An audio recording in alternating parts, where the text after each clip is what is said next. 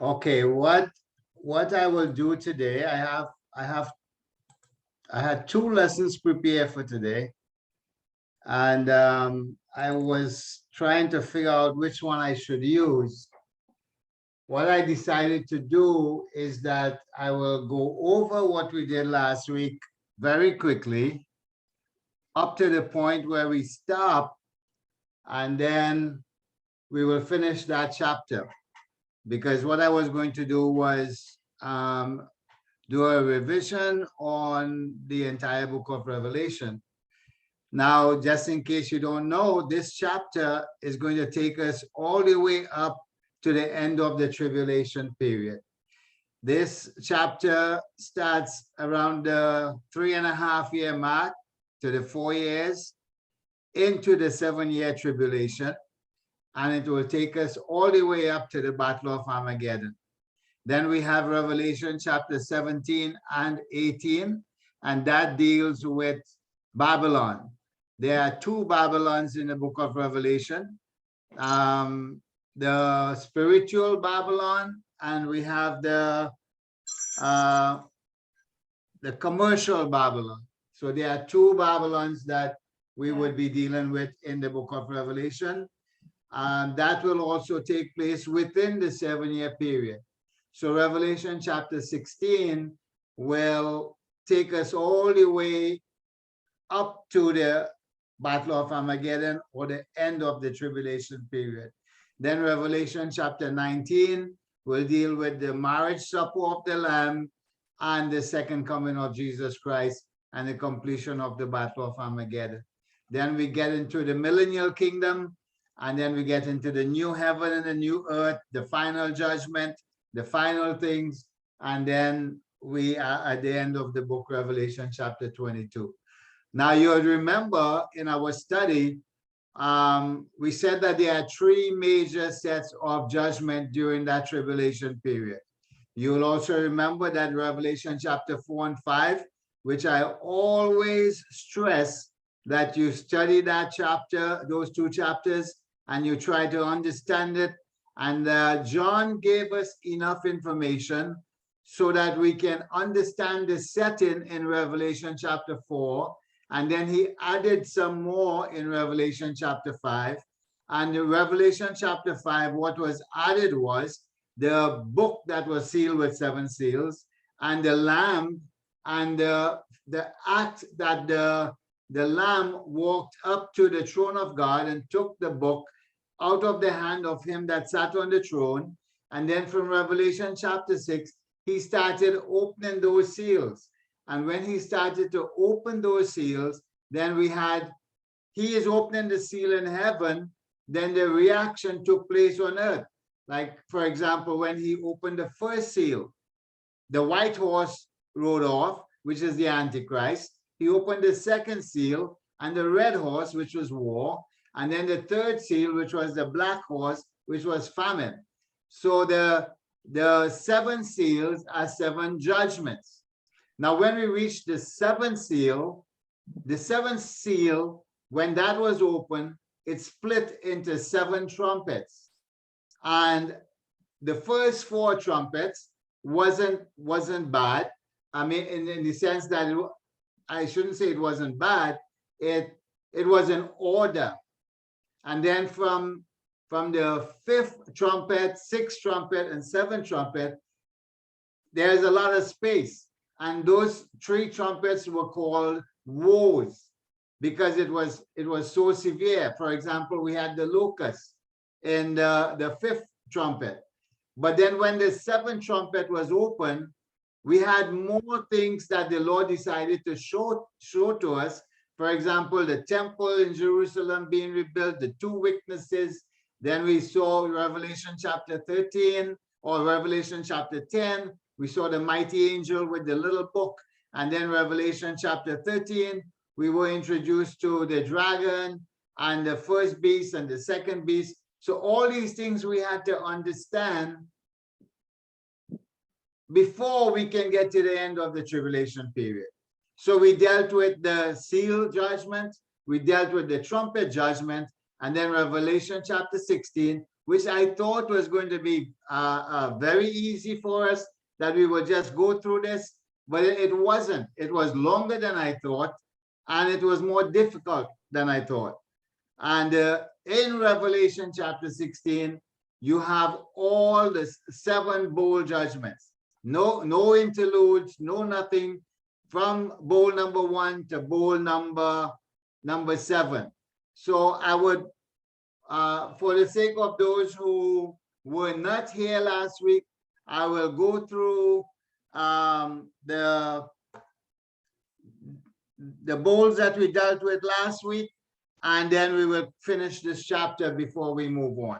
So please bear with me, those of you who understand it very good.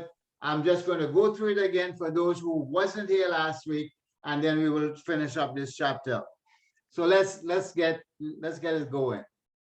Now you remember Revelation chapter 16 verse 1, and I heard a great voice out of the temple saying to the 7 angels, go your way and pour out the vials or the bowls of the wrath of God upon the earth. So the first thing we asked last week was, whose voice was that came out of the temple?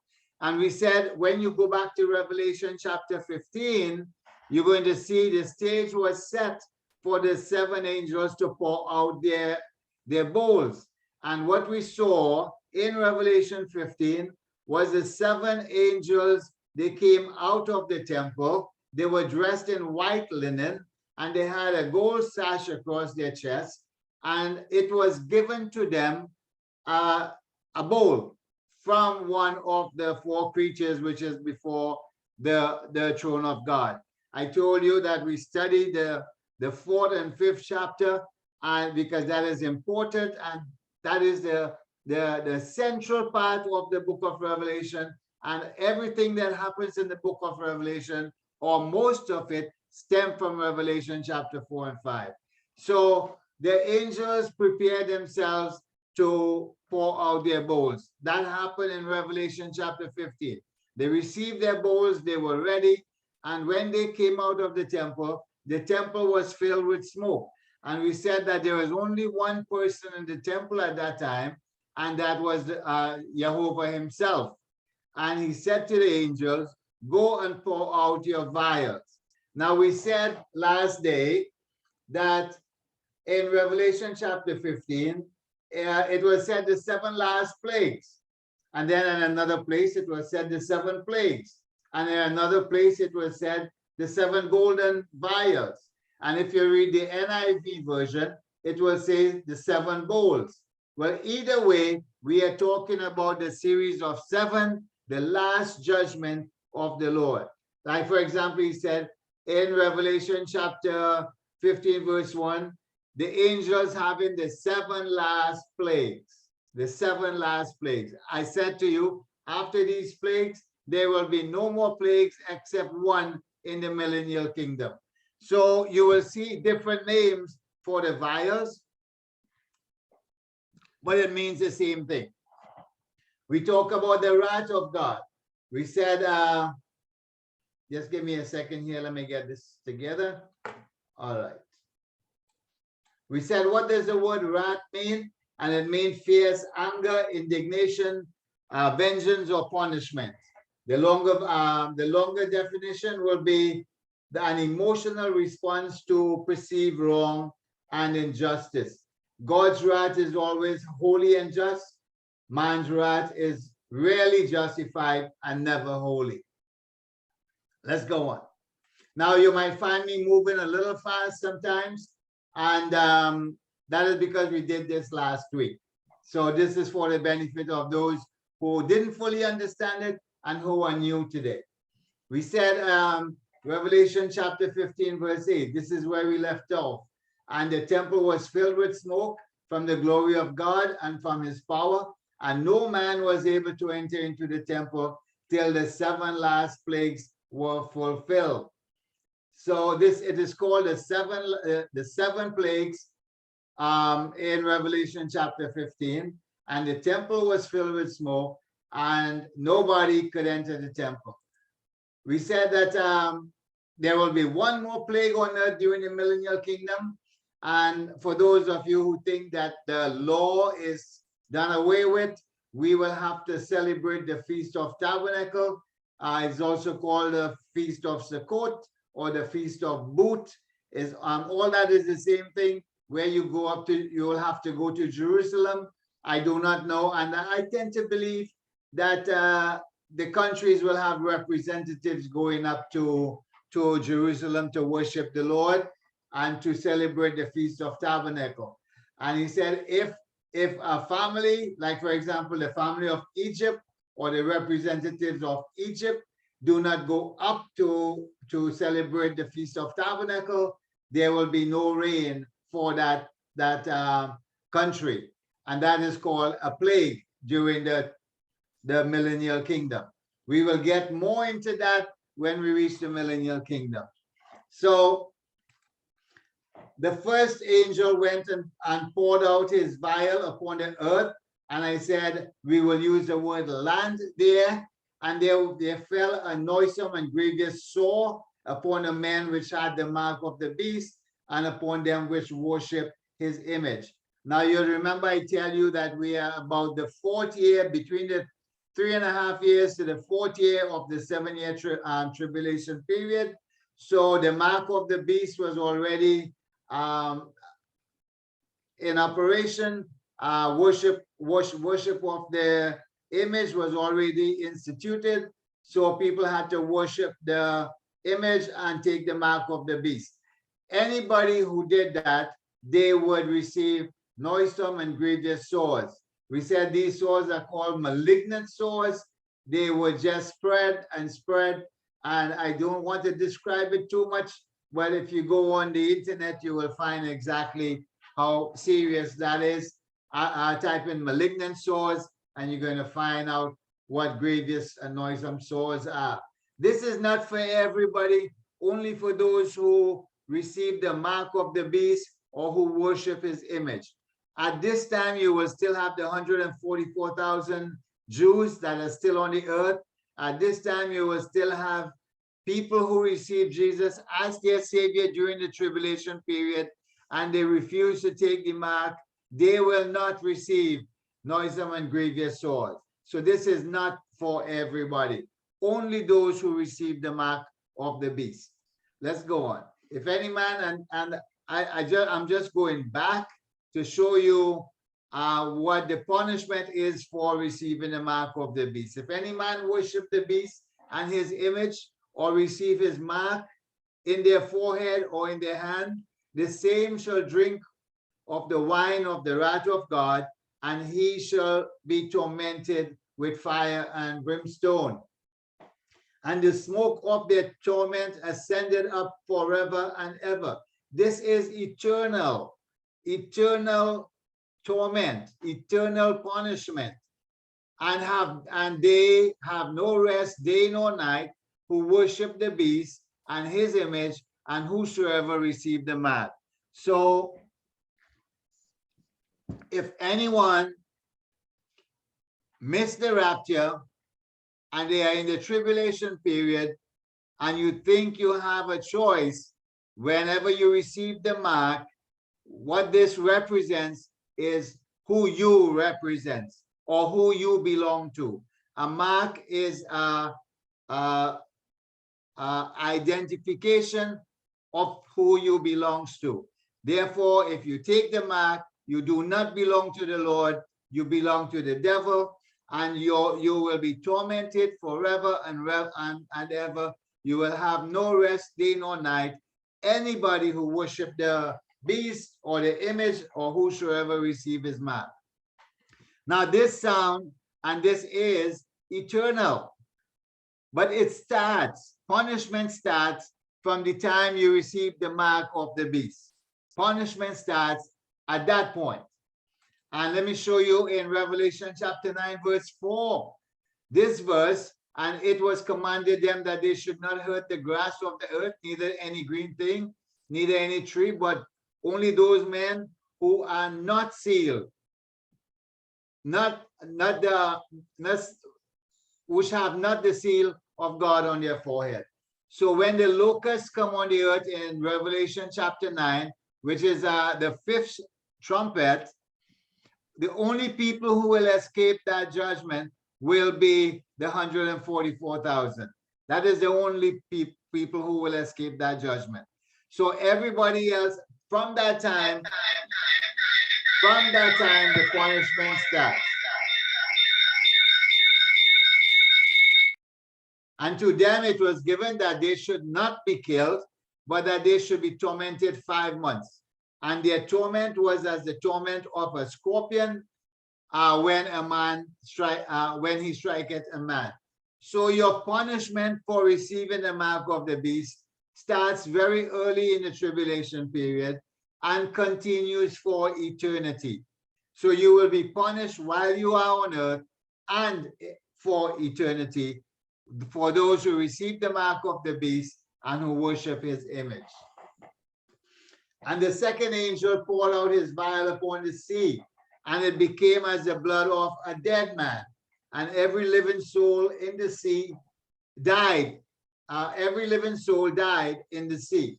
Now I said the fish and the whale and the creatures that live in the sea, this does not mean that they have souls. What it means that everything that is in the sea that is alive will die because of the blood of a dead man that is floating on top of the water. We said that blood has a 55% plasma. That plasma have 92% water that will evaporate in the heat, and it will be mushy, and it will be blood clot, and it will stifle the oxygen out of the water, and every living thing will die. The second angel, and this is an example of what happened in the sea before, and the second angel sounded. This is the second trumpet, and as it were, a great mountain burning with fire was cast into the sea, and 1/3 part of the sea became blood, and 1/3 part of the creatures which were in the sea and had life died, and 1/3 part of the ship were destroyed. Now, in Revelation 16, we see the sea turn into the blood of a dead man. This is not the first time during the tribulation that this will happen. When the second angel sounded his trumpet, a great mountain fell into the sea, and 1/3 of the sea became blood. The thing missing here is that blood at that time will not be human blood. It will just be blood. And 1/3 of the creatures will die, 1/3 of the ships will be destroyed. So early in the tribulation period, we have part of the sea turn into blood. But later on in Revelation chapter 16, all of the sea will turn to blood, and it will turn to the blood of a dead man. Let's go on. And the third angel poured out his vial upon the river and the fountain of water, and they became blood. So the sea became blood, and now the river and the fountains of water, they will become blood when the third angel pour out his vial. And I heard the angel of water. So we know that there is an angel in charge of water on the face of the earth. Say, thou art righteous, O Lord, which art and was and shall be, because thou hast just thus. For they have shed the blood of the saints and prophets, and thou hast given them blood to drink, for they are worthy. So the angel of water, seeing that the ocean, the water in the ocean has become blood, like a blood of a dead man, and all of the water in the land and the fountains have become blood also, the angel is saying that your judgment, O Lord, is right and true, because they have shed the blood of the prophets and the saints, and you are giving them blood to drink. So where did the bloodshed of saints and prophets started? It started in Genesis chapter 4, verse 10 and 11. And he said, what hast thou done? This is God talking to Cain. The voice of thy brother, which is Abel, the voice of thy brother's blood cry unto me from the ground, and now thou art cursed from the earth, which has opened her mouth to receive thy brother's blood from thy hand. So the first innocent blood that was shed was the blood of Abel. So God is now going to revenge all the blood starting from Abel and all the way down, all of the prophets, all of the saints, including the tribulation saints that will take place during the tribulation period. Now this is important. And I heard that is another voice out of the altar say, even so, Lord God Almighty, true and righteous are thy judgment. We said this altar is the altar of sacrifice. This altar is the one that is outside the temple. There are two altars in the temple. The altar of incense, which is right before the Holy of Holies, and this altar is the one outside the temple, the altar of sacrifice where you offer the lamb and the goat and stuff like that. So this altar, a voice came out of this altar saying that God is true and righteous in his judgment. I said, why would this angel, or why would this voice come out of this altar? And we find the answer in Revelation chapter 6, verse 9. And when he had opened the fifth seal, so you will understand that we are going back and forward in the book of Revelation so that we can clearly understand what is going on. So we are talking about this altar and the voice that came out of the altar. And we said the first time we saw this altar was in Revelation chapter 6, verse 9. And when he had opened the fifth seal, I saw under the altar the souls of them that were slain for the word of God and for the testimony of Jesus Christ. This is the altar of sacrifice, and stationed under that altar was the soul of everybody who was slain during the tribulation period. In Revelation chapter 6, verse 9, this was the first picture of the first set of people who was killed during the tribulation period. These are the first set of souls. And they cried unto God, saying, and they cried with a loud voice, saying, how long, O Lord, holy and true, dost thou not judge and avenge our blood on them that dwell on the earth? So in verse 10, you can read this, Revelation chapter 6, verse 9 and 10. These souls under the altar was crying for vengeance because their blood was shed on the earth. Their prayers was answered in Revelation chapter 16, verse 4, 5, 6, 7. Now, this is not the first time that the rivers and the fountains with water was turned to blood. The first time this happened was in Exodus chapter 7, verse 20. And look at the last part of that verse, and all the water that were in the river was turned to blood. This was, I think, the first a plague that came on Egypt. And it was said that the people in Egypt dug wells below the water level and they got water to drink. Whether that is so or not, I'm not sure. But in the tribulation period, they will have no choice but to drink the blood. Now look what happened in Egypt. And the fish that were in the river died, and the river stunk. And the Egyptians could not drink the water from the river, and there were blood throughout all the land of Egypt. So this happened before. So just in case you have somewhere behind your head, oh, this is not going to happen again, or this is not going to happen on earth. We saw it happen before. God can do it again. Now, look at Revelation chapter 14, verse 7, saying with a loud voice, fear God and give him glory, for the hour of his judgment is come. Remember, we said in Revelation chapter 14, there were a number of statements that was made as though it was about to happen. Now the judgment of God is come, and they say, worship him that made heaven, earth, the sea, and the fountains of water.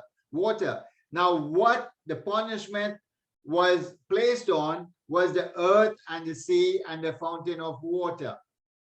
That's why you worship God, because he's in charge. Now the fourth angel poured out his vial upon the sun, and power was given unto him to scorch men with fire. And men were scorched with great heat, and they blasphemed the name of God, which had the power over these plagues, and they repented not to give him glory. We said that we should pay attention to people blaspheming the name of God. The name of God is Yahweh, and they will be blaspheming the name of God when the fourth angel pour out his vial upon the sun. The sun will be strengthened in Revelation chapter 16, and men will receive third-degree burn throughout the kingdom. And they know that this punishment is coming from God himself. They know the source of this punishment. But instead of praying to God, they were blaspheming the name of God. I told you it's important to pay attention to they blaspheming the name of God. Now, this is not the first time the sun was affected during the tribulation period. When the sixth seal was opened, there was a great earthquake, and the sun became black as sackcloth of hair, and the moon became as blood. Look at Revelation chapter 8, verse 12. And the fourth angel sounded, and a third part of the sun was smitten, and a third part of the moon, and a third part of the stars. So the sun would lose at 1/3 part of his strength. That would mean that the certain parts of the earth will be covered with ice. And it means that there will be 1/3 darkness. It means that the days will be shortened. You will have 8 hours of sunlight, and you will have 16 hours of night. So let us talk about blasphemy a little bit. This is an incident in Leviticus chapter 24, verse 16, 14 through 16. And someone was caught cursing the name of God. And in verse 14, they bring him forth that had cursed without the camp, outside of the camp, bring him outside the camp, and let everybody who heard him curse put their hands on his head. Then let the congregation stone him to death. And he that blasphemed the name of the Lord shall surely be put to death, and all the congregation shall certainly stone him, as well as a stranger. If you're not a Jew and you're a stranger, and you're born among the Jewish people, and he blasphemed the name of God, he should be put to death. So I want you to remember this as we continue our lesson, that anyone who blasphemed the name of God will be stoned to death. In fact, they will be stoned until they die. This is the punishment for blaspheming the name of God. This started in the Old Testament, and we will see what will happen. Now the fifth angel poured out his vial upon the seat of the beast, and his kingdom was full of darkness, and they gnawed their tongue for pain, and blasphemed the God of heaven because of their pain and their sores, and repented not of their deed. Now you would remember that the sores started when the first angel poured out his bowl. So this would mean we are getting closer to the end of the tribulation period. This could probably be the 6th year, 5.5, 6 years, and the pain is still there from the sores. They gnawed their tongues because of the pain. Now the seat of the beast was covered with darkness, and his kingdom was covered with darkness. Let us take a look at the seat of the beast. The beast which I saw, in fact, let me read the first verse before that. Revelation chapter 13, verse 1 said, and I stood upon the sand of the sea, and saw a beast rise up out of the sea, having 7 heads and 10 horns, and upon his horns 10 crowns, and upon his head the name of blasphemy. Now, verse 2 is what you have on the screen. And the beast which I saw was like unto a leopard, and his feet were as the feet of a bear, and his mouth as the mouth of a lion. And the dragon gave him his power and his seat and his authority. Now we see the combination, and we talked about this before. We said the leopard, leopard represents the Grecian Empire. The bear represents the Medes and the Persians, and the lion represents the Babylonian.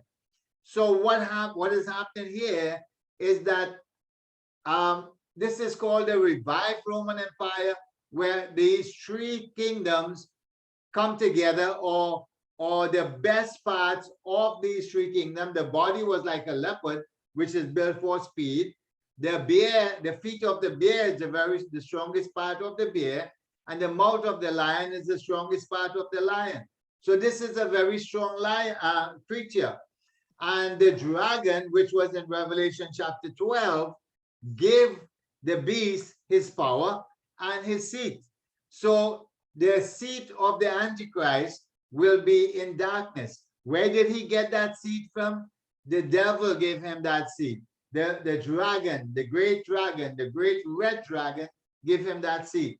So his seat is somewhere within the revived Roman Empire, most likely in Rome. Let's go on. And the 10 horns which thou sawest are 10 kings. Now remember, I read to you just now that the beast rise up out of the ocean having 7 heads and 10 horns. The 10 horns which thou sawest are 10 kings, which have no kingdom as yet, but receive power as kings 1 hour with the beast. So what I'm trying to show you here is the kingdom of the Antichrist is the revived Roman Empire plus these 10 kingdoms.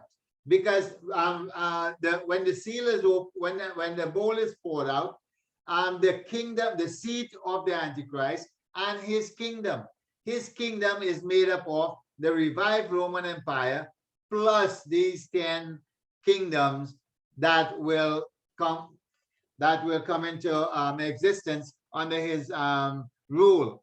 These have one mind and shall give their power and strength unto the beast.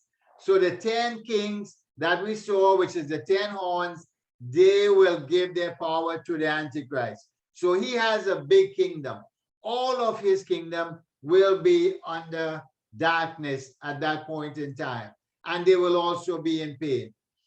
Now, I think I went through this before. I don't know how this one shows up here. All right, I did that also. Now, let us see what happened in Egypt. Remember, we are talking about darkness.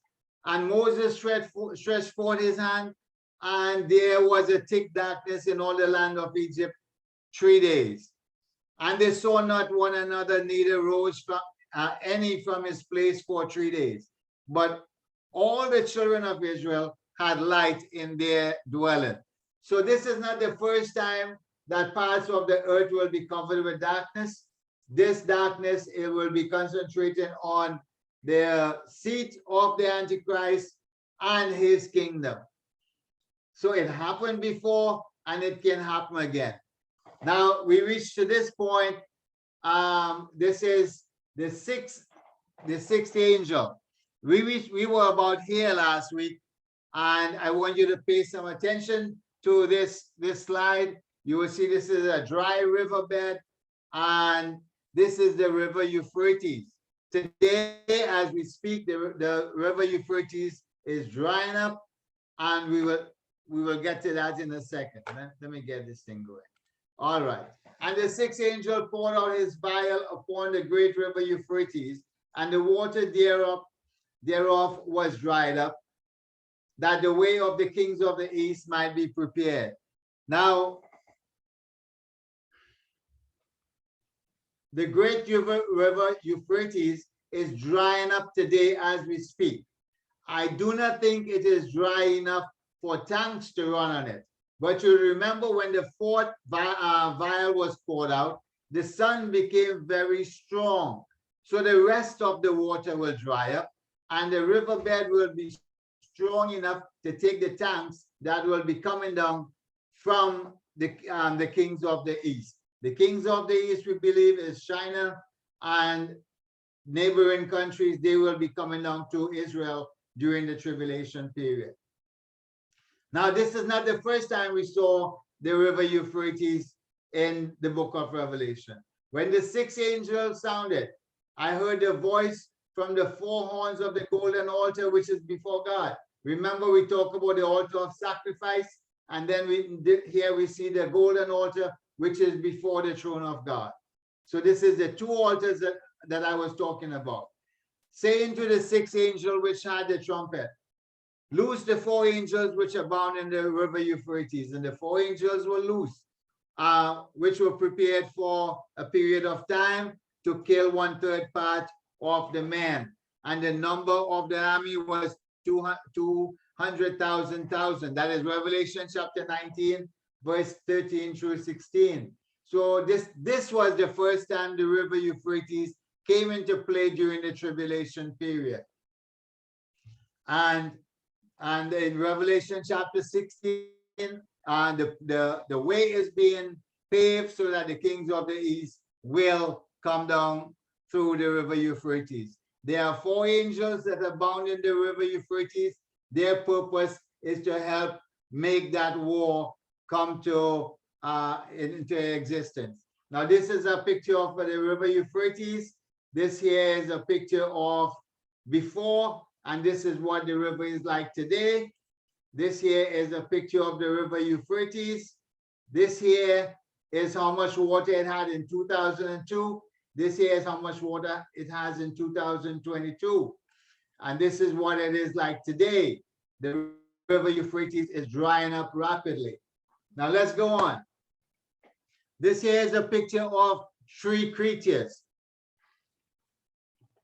The red dragon, the beast with 7 heads and 10 horns, and the false prophet. You will see 3 frogs in front of them. And I saw 3 unclean spirits like frogs come out of the mouth of the dragon, and the mouth of the beast, and the mouth of the false prophet. We said that these you pay attention to where these 3 evil spirits were. They were in their mouth. They talked with authority, and they had power in their mouth to convince people. And let me show you what the purpose of these 3 spirits were. They were the spirits of devils working miracles. They work miracles so that they can get the kings of the earth and the whole world to gather them to the battle of the great day of the Lord. So these 2 men and the dragon were possessed with devils that helped them to convince people. They had a sweet mouth. They had a tongue of silver that they can talk you into anything. And these were the same devils that were performing miracles while the Antichrist and the false prophet was on earth, so that they can convince the other kings. Remember, there were 10 kings already working with the Antichrist, and there was his kingdom. They have to convince the other people to come to the valley of Megiddo to fight against Israel at that time. And he gathered them together into a place called in the Hebrew tongue Armageddon. So this was the purpose of those 3 frogs, to gather the armies of the earth, the kings of the earth, to the battle of Armageddon, or to the place called Armageddon. And then we said this verse was a little out of place. Jesus is saying, behold, I come as a thief. Blessed is he that watch and keep his garment, lest he walk naked and they see his shame. We said this had to go back into the Old Testament, where when the priests were asleep at night, the high priest will come and throw fire on their clothes and burn them, because Jesus is not coming to steal your garments. And this is a verse, Revelation chapter 3, verse 3. He said, I will come on thee as a thief, and thou shalt not know the hour I will come. So what he is talking about is knowing the hour that he comes. This is why you don't know the hour when a thief will come. So this is what he's talking about.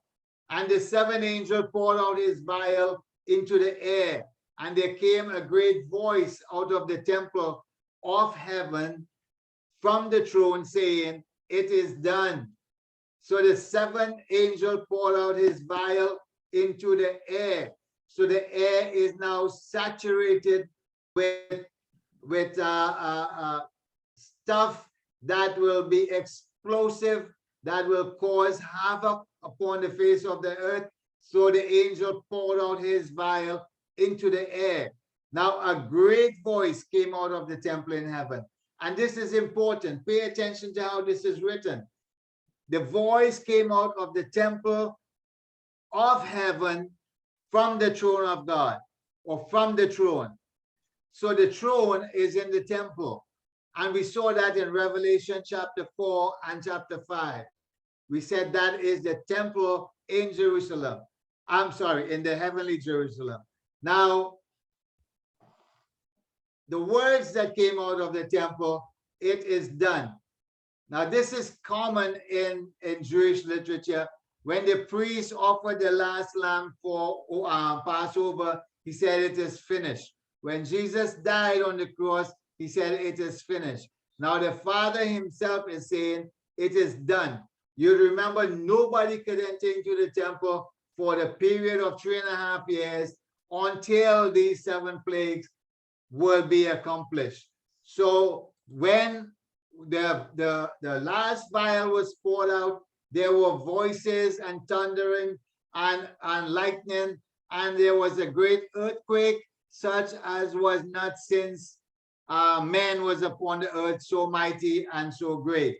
So the important thing to note here is the great earthquake.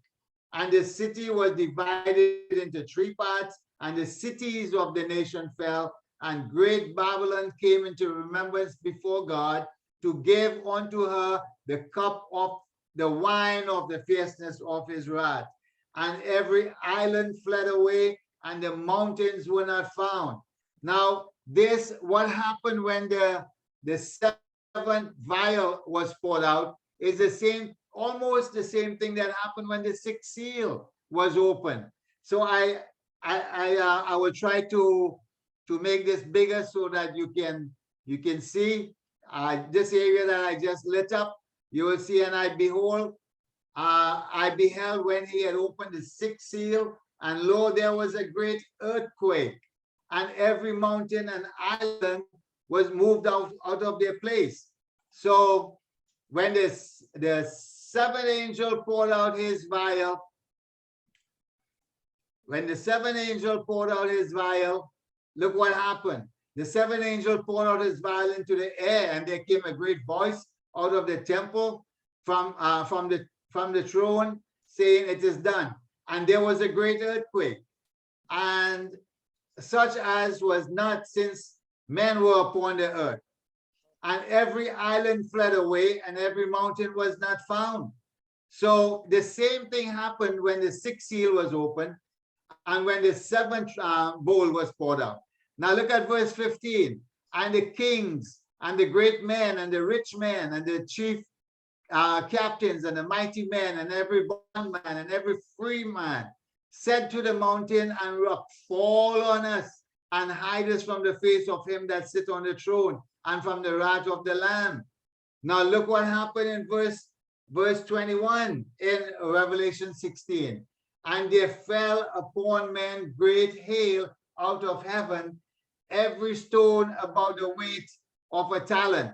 So in Revelation chapter 6, they were calling to the mountain and the rock, fall on us. In Revelation chapter 20, they received their answer to their prayers, because great hail fell upon them by the weight of a talent. A talent is 100 pounds. So let us take a look at the earthquakes in the book of Revelation. There are 5 major earthquakes in the book of Revelation. When the 6th seal was opened, a great earthquake. Revelation chapter 8, verse 5, another great earthquake. When the 6th trumpet, another earthquake, 7,000 men died. The fourth earthquake, Revelation chapter 11, verse 19, another great earthquake. That is when the witness is raised from the dead. And Revelation chapter 16, verse 18, when the 7th bowl was opened. Now in 2010, the earthquake in Haiti killed nearly 320,000 people. In 1976, in Tangshan, an earthquake killed 243,000 people, between 243 to 655,000. Both of these are pale in comparison to the Shanxi earthquake in 1556. That earthquake alone killed almost 1 million people. For a new earthquake to surpass this one is a mighty, is a terrible thought. Now, Jesus is saying that earthquake in Revelation chapter 16, verse 19, is so great, greater than these mighty earthquakes that they had before, killing 300,000, 600,000, 1 million people. More people will die from this earthquake.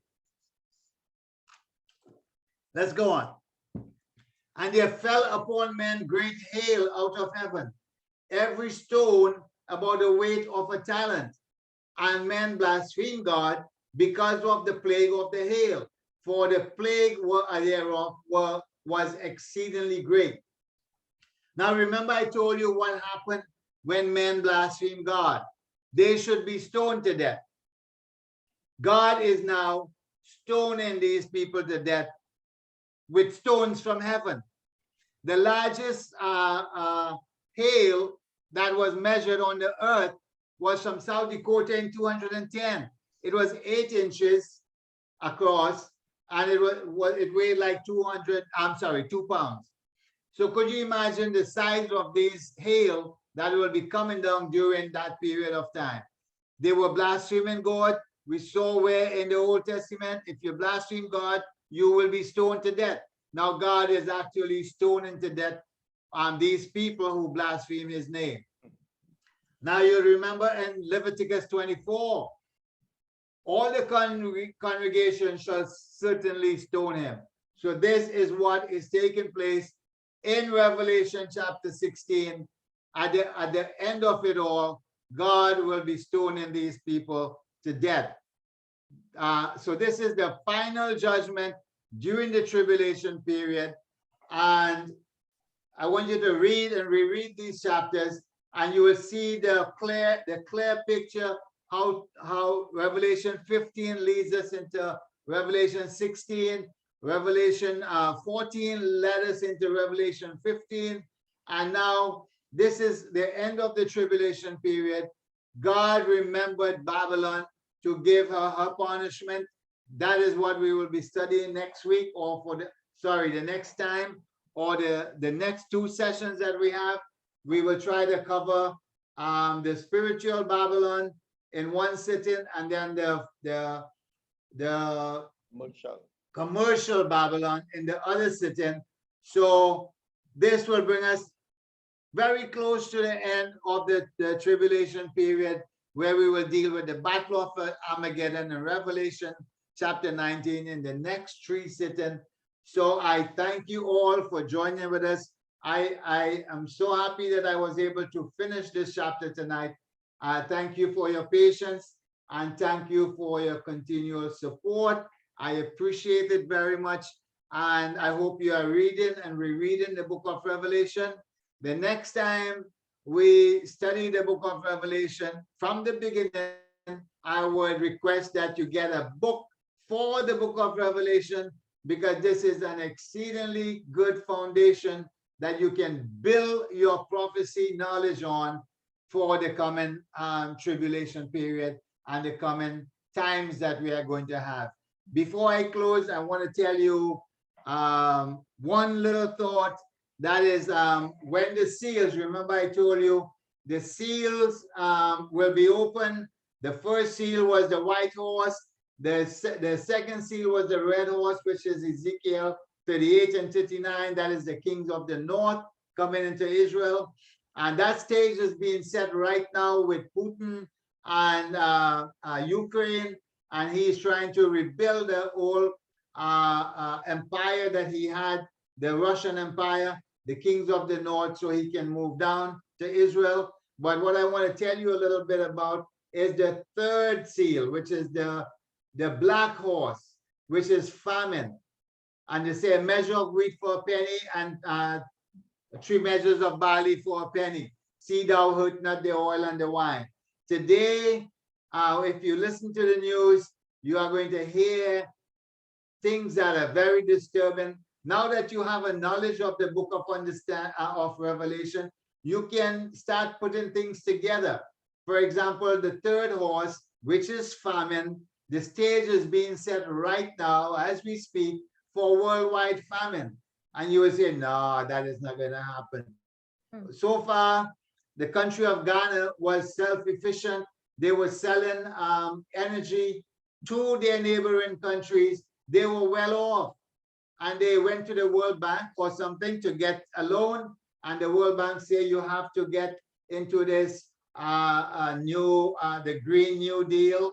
And they decided that they have to do that. Since they did that, then the country went down, the economy went down, and their produce went down.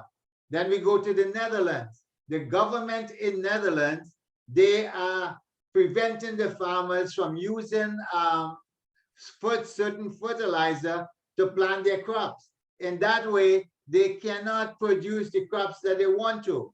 The government is confiscating the land that the farmers have because they don't want them to produce certain crops. And that is a problem. In the Netherlands, there's a lot of protests and stuff taking place. Then we have Sri Lanka. The economy of Sri Lanka is in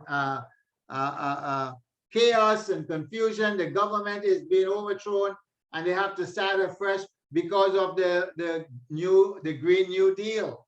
And there are countries like Italy. They are also going down and producing food and stuff like that. One guy said the rice production on the face of the earth right now is cut by 50%. India and China is not exporting they put a ban on the export of rice. So you find that wheat is down by 40%. So the food shortage is coming. It is coming. So I pray every day that the Lord will come before all these things take place, because we believe the rapture is going to take place after Revelation chapter 3 and at the beginning of Revelation chapter 4. So with the knowledge that you have in the book of Revelation, you can look at what is taking place in the world right now and see the stage is being set for certain things to happen. And one of these days we will get back into this, and I will give you some more information as to what is taking place. But the famine is coming. Everybody is talking about the famine is coming, and you will find that China is buying up a ton of land all around the world. You find that Bill Gates is the biggest landowner in America right now, and they want to get rid of cows. You get rid of cows, you get rid of milk, you get rid of beef, you get rid of leather and stuff like that. So it is man-made. The famine, which is the third seal, is man-made, and it is coming. It is approaching rapidly. The second horse, which was the red horse, that is also approaching rapidly. When you look at what is happening with Iran, Iraq, the Middle East, Israel, and what is happening with Russia. Russia plays an important part in the red horse, which is the kings of the north. This is going to take place soon. So it is our prayer, it is my prayer, that the Lord will come before these things happen. So before taking up any more of your time, I'll turn back over to Pastor Michael. Pastor Michael, thank you very much.